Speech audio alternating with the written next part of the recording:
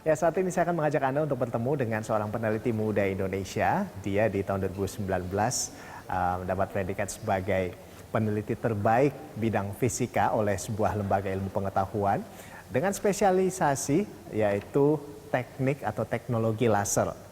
Nah, sebetulnya tidak banyak di Indonesia ya yang melirik tentang teknologi laser ini. Padahal ada banyak sekali manfaat di sini. Di antaranya bisa menghasilkan di bidang obat-obatan ya, kesehatan dan juga kosmetik. Nah, kita akan dengarkan di sini apa saja yang sudah dikerjakan, udah bawa manfaat apa aja untuk Indonesia, dan seperti apa cerita-ceritanya sebagai seorang peneliti. Kita simak di sini di People and Inspiration bersama Isnaini.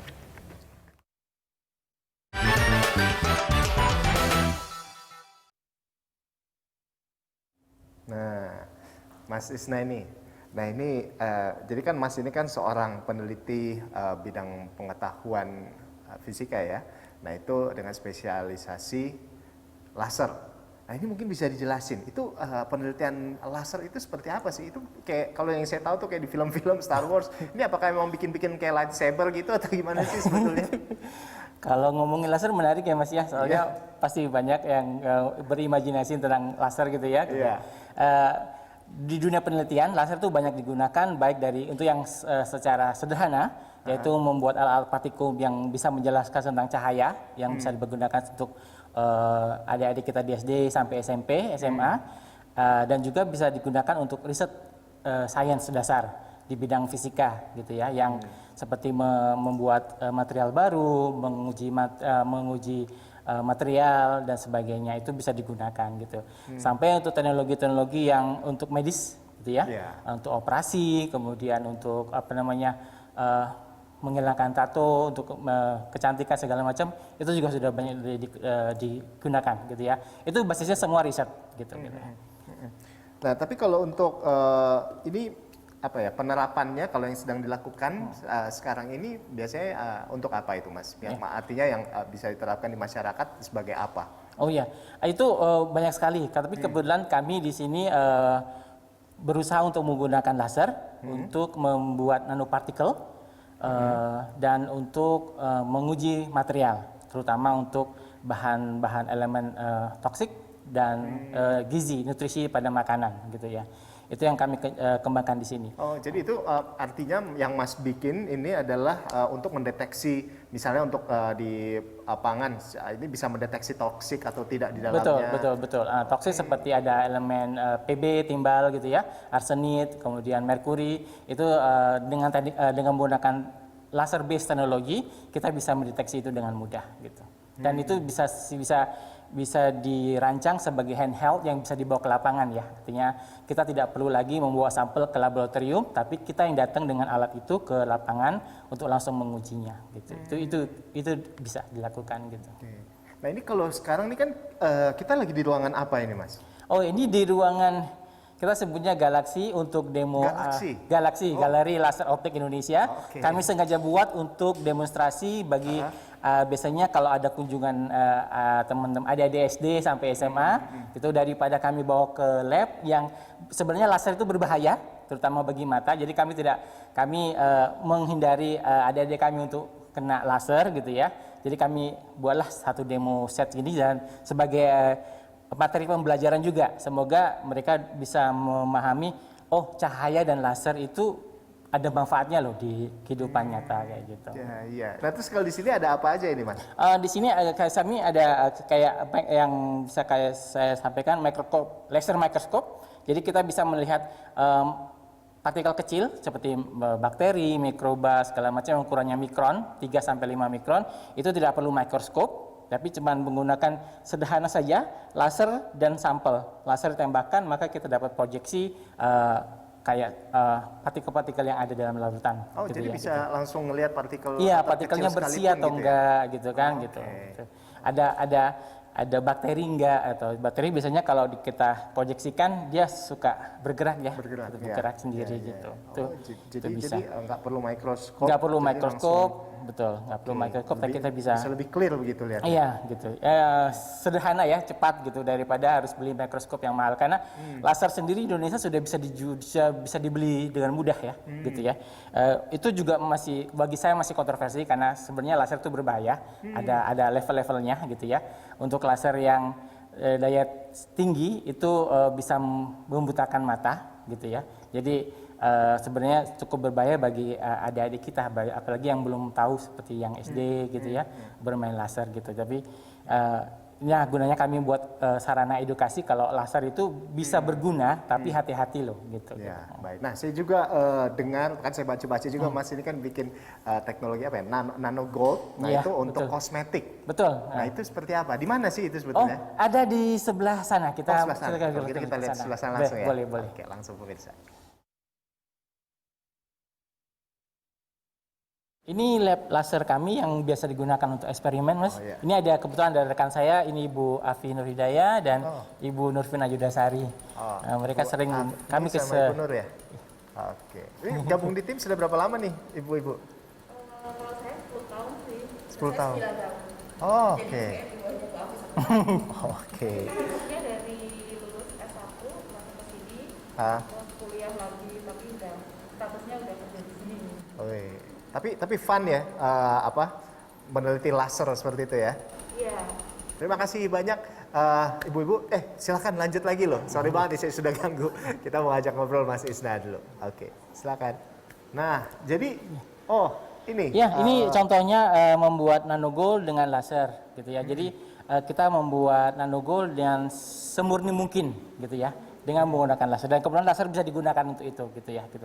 Teknik yang kita gunakan adalah teknik laser ablasi, hanya dengan menembakkan laser ke plat emas yang kebetulan kita pakai dari Antam ya, baru dalam negeri saja. Gitu. Jadi hanya dengan modalkan laser, emas dan aqua bides atau air, kita bisa membuat larutan nanogold yang bisa dipakai untuk banyak aplikasi. Gitu. Oke. Nah, ini yang digunakan ini gold yang jenis batangan seperti ini. Iya, ya, yang kalau teknik ini laser ablasi, jadi kita pakai yang jenis batangan. Oke. Ya. Nah, ini seperti apa cara kerjanya, Mas? Caranya laser kita tembakkan, kemudian dari situ laser akan mengablasi plat emas sehingga terbentuklah partikel-partikel kecil yang ukurannya nanometer.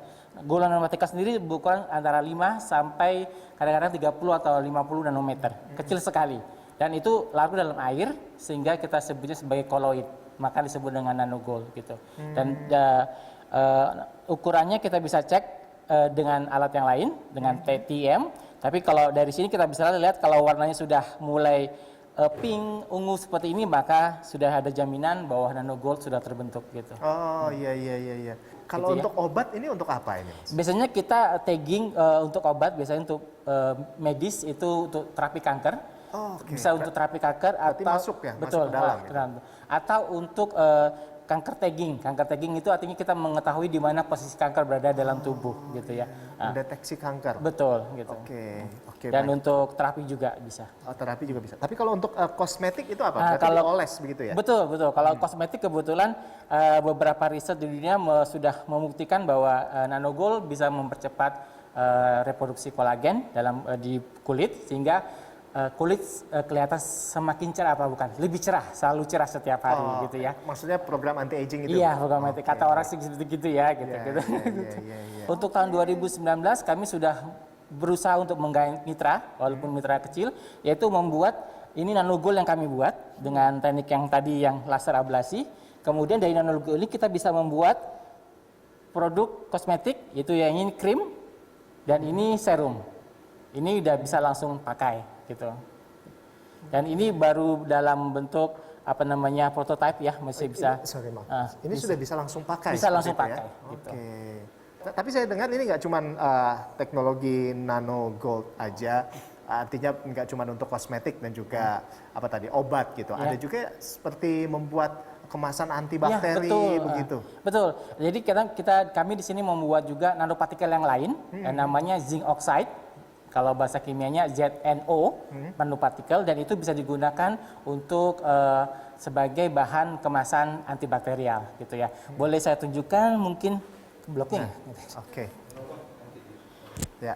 Nah, ini contoh produk dari kami tahun lalu juga dan berlanjut tahun sekarang. Ini bahan kemasan yang ada kandungan ZNO-nya dan ini bisa digunakan sebagai kemasan produk makanan sehingga membunuh bakteri ya, sehingga makanan itu akan safe lebih lama. Seru juga jadi peneliti ya. Gitu. Nanti pemirsa kita akan ngobrol sebentar lagi alasan kenapa Mas Isna ini pengen jadi peneliti. Tetaplah bersama kami People and Inspiration, segera kembali usai jeda. Ya Mas, kalau sekarang ini bagian apa ini Mas? Ya, ini sebenarnya setting untuk uji yang lain, yang untuk uji deteksi toksik dan vitamin ya. Itu yang buat di apa? Pangan ya? Ya, untuk pangan, gitu betul. Ya? Jadi kita bisa mendeteksi adanya elemen berbahaya seperti timbal, arsenit, merkuri itu di makanan atau di tanah sekalipun gitu, kita bisa deteksi dengan cara yang sama, menembakkan laser ke sampel, kemudian kita dapat spektrum yang kita bisa analisa sehingga kita bisa menentukan ada unsur berbahaya. Gitu. Semudah itu gitu. Nah, ini Mas kalau bisa tahu nih, awal mulanya kepikiran mau jadi peneliti itu gimana sih? Awal mulanya, dulu waktu mulai SMA kali laser-laseran juga? Iya. Yang berbahaya di mata itu mulai kan? SMA. Kalau laser saya tertariknya waktu saya di S2 waktu itu. Waktu S2. Tapi dari mulai keinginan menjadi peneliti itu udah sejak SMA ya. Sejak SMA saya udah pengen inspirasinya Pak B.J. Habibie, ya, semua orang sama inspirasinya gitu ya. Pengen berusaha untuk mengkontribusikan ilmu untuk teknologi dan sains gitu ya.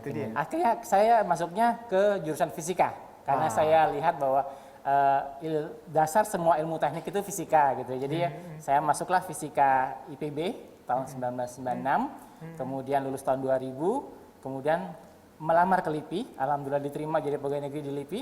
Kemudian saya kesempatan S2 ke Australia untuk melanjutkan studi di fisika juga, jadi di University of Queensland di jurusan fisika juga, lagi-lagi di fisika gitu ya, karena udah telanjur di fisika gitu kan. Nah dari situ baru mulai saya mengenal optik gitu ya, optik, dan saya kebetulan senang dengan sesuatu yang visual, cahaya segala macam gitu, dan apa sih yang bisa kita lakukan dengan cahaya, apa cuma kita lihat saja gitu kan ya, dan ternyata banyak loh yang bisa kita lakukan dengan cahaya gitu ya, dan salah satunya adalah sistem optical spectrometry atau membahas spektrum dengan menggunakan laser seperti itu. Itu jadi ketertarikan saya sejak mulai S2, dan akhirnya dapat kesempatan S3 tapi di Korea Selatan, di KAIS, kemudian bidangnya juga sama. Itu?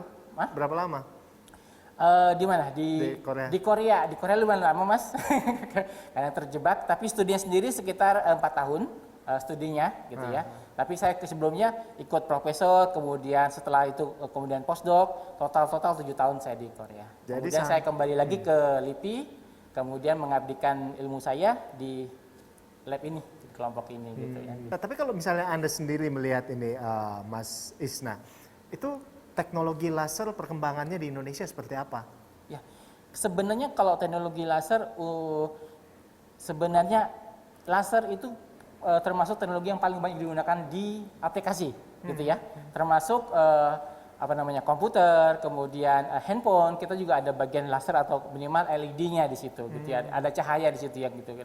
Dan untuk handcam juga sudah advance sekali gitu teknologi laser digunakan, gitu ya.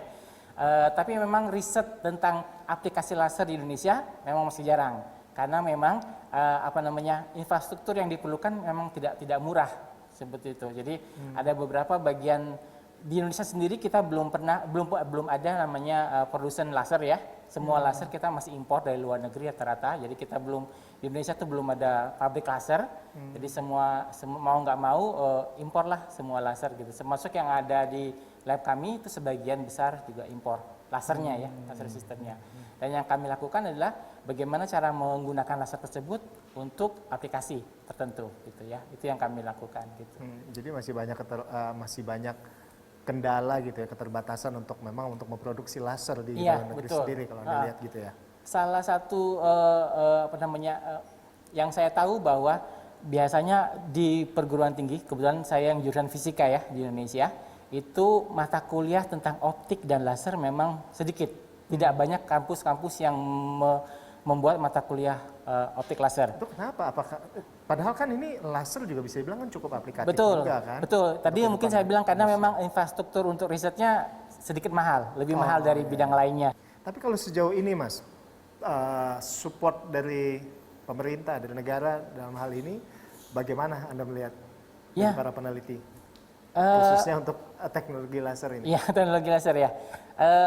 Kebetulan semua alat yang laser kami punya itu semua support dari pemerintah, dari dana APBN, dan itu kami belinya nyicil, ya. Jadi nyicil, jadi tiap tahun kemudian kami alat ini dulu, kemudian alat yang ini ya B, C, kemudian selanjutnya gitu ya, sampai terkumpullah alat-alat yang ada di lab sekarang ini gitu. Dan kemudian supportnya memang ya sedikit bisa dibilang beberapa tahun terakhir memang ada perubahan sendiri di LIPI. Kami mendapat support yang lumayan untuk riset di bidang optik dan laser, termasuk kelompok kami. Jadi kami mendapat support alat-alat yang lumayan canggih ya untuk di dunia riset itu lumayan canggih. Jadi kami bisa bereksperimen lebih banyak. Baik. Pemirsa, kita masih mau ngobrol lagi bersama dengan Mas Isna. Untuk itu tetaplah bersama kami di People and Inspiration. Kami kembali usai jeda. Kembali lagi di People and Inspiration, pemirsa, dan masih bersama dengan Mas Isna di sini. Mas Isna ini, nah ini alat. Ya, ini alat femtosecond laser yang tadi saya bilang bahwa ini satu-satunya yang ada di Indonesia saat ini, gitu ya. Memang investasinya mahal, jadi baru ada di Indonesia, baru di sini, gitu ya. Jadi kami sudah berkolaborasi dengan beberapa perguruan tinggi juga untuk memanfaatkan ini khususnya bagi jurusan-jurusan fisika atau teknik yang bermain di bidang optik dan laser, gitu ya kebetulan. Gitu. Ini ada laser sendiri sebenarnya di sebelah sana, kecil. Ini amplifier untuk menguatkan. Kemudian kebetulan saya setting ini untuk membuat nano gold juga di sini kebetulan. Jadi lasernya diarahkan ke kuvet yang ada di sana yang ada zat kimia AgNO3 dan bereaksi dengan laser, kemudian terbentuklah nano gold. Sesimpel itu gitu. Tapi lebih keren kalau misalnya agak gelap biasanya. Iya, biasanya kami beberapa eksperimen harus gelap, terutama yang stetoskopi ya, gitu, stetoskopi gitu. Nah, ini Mas Isna, ini selama tadi jadi peneliti dari tahun 2000 gitu ya Mas ya. Nah, ini bisa diceritakan mungkin apa pengalaman yang mungkin yang paling mengesankan yang nggak bisa dilupain ketika meneliti gitu. Meneliti itu sebenarnya fun ya, masih fun gitu. Ya? Nah, ya, itu ya. apa? Pertama jadi peneliti harus jadi peneliti tuh ini banyakan makan waktu, sekolah mulu gitu ya kan. Tapi kalau dari Mas sendiri fun padahal gitu. Kalau ada sekolah kita tahu sedikit loh Mas. Iya. Kita nggak tahu banyak-banyak, cuma sedikit tahunya gitu. Jadi fun, kemudian curiosity, jadi penasaran kita lebih tumbuh gitu ya untuk meneliti, untuk menyelesaikan masalah gitu ya. Masalahnya bisa masalah sains yang basic atau aplikatif gitu ya. Jadi tergantung penelitinya. Itu yang fun. Jadi kita menentukan sendiri nih penelitinya mau ke arah mana nih gitu kan. Mau tetap di basic science seperti saya di orang fisika gitu kan. Atau saya mau mengaplikasikan ilmu saya ke teknologi gitu. Itu juga bisa sebagai seorang peneliti gitu. Tapi yang paling nggak bisa dilupain apa ketika menjadi seorang peneliti? Waktu biasanya kalau saya kerja di laser optik ini udah hampir 12 tahun ya untuk laser optik. Itu saya biasanya harus pertama gelap dan dingin karena memang alat-alat yang saya pegang itu biasanya rentan terhadap suhu gitu. Jadi biasanya saya harus bermalam untuk untuk melakukan pengujian sampel di ruang yang dingin gitu ya gitu. Dan kadang sampai 2 malam bergadang karena memang sampelnya harus di running saat itu juga, jadi tanpa jeda harus urut gitu ya, jadi sampai 2 malam itu ya berkesan ya gitu, jadi berkesan buat saya gitu. Jadi itu di dunia penelitian ya. Tapi pernah nggak sih Mas dalam meneliti gitu terus mengalami kayak kecelakaan kecil atau mungkin besar, kayak misalnya kan laser kan ini lawan juga, kalau misalnya kena mata misalnya luka ya. Bagaimana? Alhamdulillah selama bermain dengan laser riset ini saya belum pernah kecelakaan. Jangan sampai lah ya. Tapi memang untuk beriset laser ini safety itu pertama gitu ya. Kalau kita sedang meng-on-kan laser atau segala macam, kita harus biasanya kalau aman kita pakai Google yang khusus untuk memprotek diri dengan laser gitu ya. Karena kadang tidak jarang kita harus melihat lasernya langsung, secara langsung gitu. Itu juga sering gitu. Dan memang laser ini berbahaya sekali gitu. Baik. Nah, jadi yang saya tahu nih kan, sebagai seorang peneliti adalah satu kepuasan tersendiri gitu ya, ketika bisa berhasil menemukan sesuatu atau menciptakan sesuatu yang kemudian bisa bermanfaat bagi banyak orang. Nah, salah satu yang sudah Mas lakukan tadi, ya kan, sudah bikin teknologi nano gold, dan akhirnya bisa bermanfaat untuk kosmetik, obat-obatan juga, untuk kanker tadi saya bilang seperti itu. Gimana sih perasaannya ketika bisa gold di situ? Ya, itu passionnya peneliti ya. Memang rasa puasnya seorang peneliti adalah ketika berhasil menemukan sesuatu atau create sebuah teknologi dan teknologi itu dipakai gitu. Biasanya para peneliti sekarang ini mentok di oke, saya bisa menemukan sesuatu gitu ya. Tapi kadang-kadang hal itu tidak bisa sampai ke aplikasi atau ke produk segala macam itu, karena itu banyak sekali kendalanya. Tapi begitu apa yang kita hasilkan jerih payah kita kadang bertahun-tahun itu bisa sampai sebuah produk yang bisa dipakai dan diapresiasi oleh masyarakat, itu ya rasanya senang sekali gitu. Nggak bisa dibayar pakai duit itu ya? Iya. Lewat ya, semua. mungkin buat cerita ke anak cucu ya, kalau dulu itu pernah gitu. Ini buatan bapak lu ini. Bapak, gitu. Mas Isna, apa harapan Anda terkait dengan teknologi laser di Indonesia? Untuk teknologi laser Indonesia, harapannya semakin banyak peneliti muda, terutama yang mau terjun di bidang laser dan optik, karena bagi saya ini menarik gitu ya, karena saya sendiri seorang Muslim dan cahaya itu banyak disebut di Al-Quran, di kitab saya. Ya, jadi kenapa kita nggak menggali sendiri sih ilmu-ilmu yang ada di alam ini gitu ya? Dan salah satunya adalah dengan cara riset di bidang optik dan laser seperti ini. Gitu. Sukses terus Mas Isna. Terima kasih sudah berbagi informasi bersama kami di People and Inspiration. Sama-sama. Terima kasih juga.